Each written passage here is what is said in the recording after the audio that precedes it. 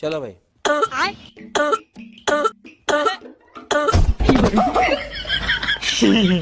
आज मेरा बर्थडे है, चलो केक काटते हैं। केक? वाह। अरे यार भाई, मुझसे केक देख के रहा नहीं जाता, लेकिन ये साला अभी तक आया क्यों नहीं?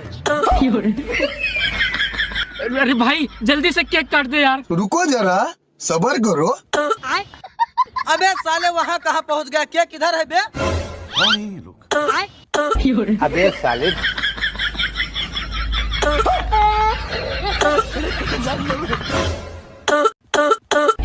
अरे हटाओ यार, लाओ हम ही काट दे रहे हैं केक।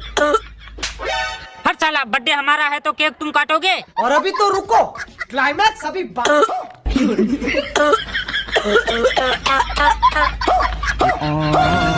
सारी बात